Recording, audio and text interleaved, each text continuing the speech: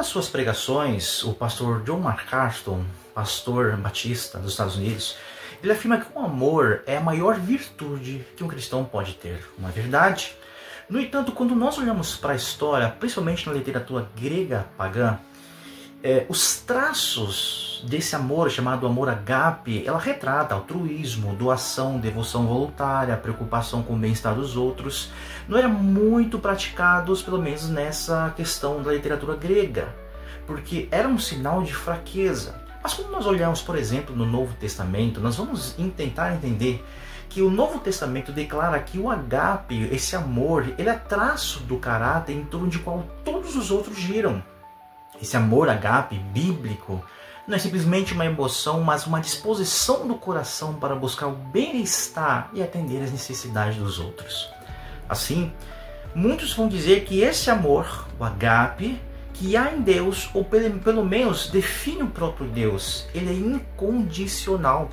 E usam, por exemplo, vários textos como João 3,16, porque Deus amou o mundo de tal maneira que enviou seu Filho unigênito para todo aquele que nele crê não pereçam, mas tenham a vida eterna. A grande pergunta é, será que o amor de Deus é de fato incondicional?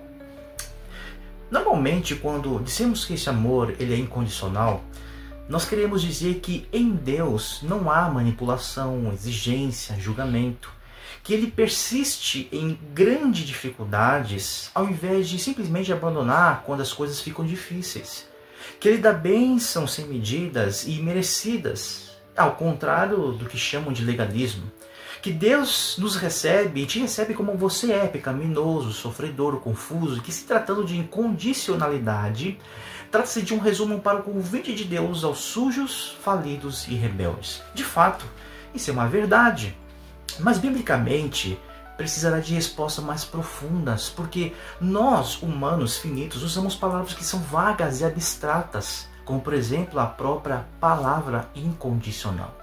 Mas a Bíblia nos sugere que existem afirmações e verdades mais vívidas e bíblicas de expressar. E todas essas verdades que eu acabei de falar estão intrinsecamente nisso.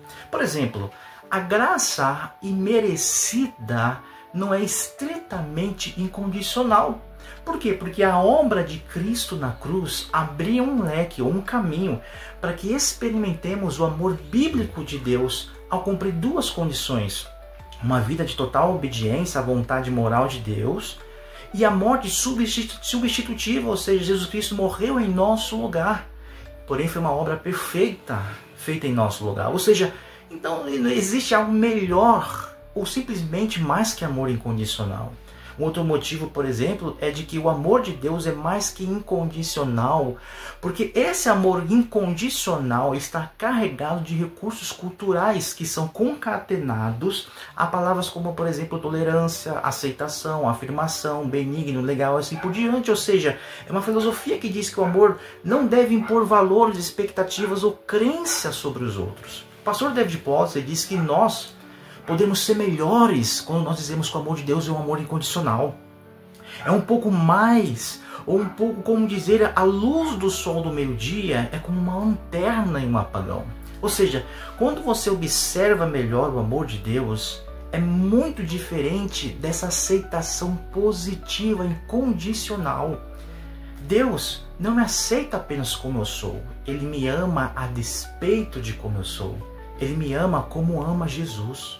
Ele me ama o suficiente para dedicar minha vida a renovar-me à imagem de Jesus.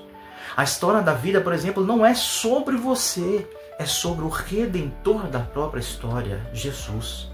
E esse amor é muito melhor que incondicional. Talvez nós podíamos chamar, como o próprio Paulo se falou, é um amor contracondicional. Porque você precisa de algo melhor que o amor incondicional. Você precisa da coroa de espinho. Você precisa do toque da vida dada ao filho morto da viúva de Naim. Você precisa da promessa ao ladrão arrependido na cruz. Você precisa saber que não te deixarei nem te desamparei deve ser algo vivido em nossas vidas. Você precisa de perdão, você precisa de um pastor, um lavrador, um pai, um salvador. Você precisa tornar-se como aquele que te ama. Você precisa do melhor do amor de Jesus. Que Deus te abençoe e te guarde, em nome de Jesus.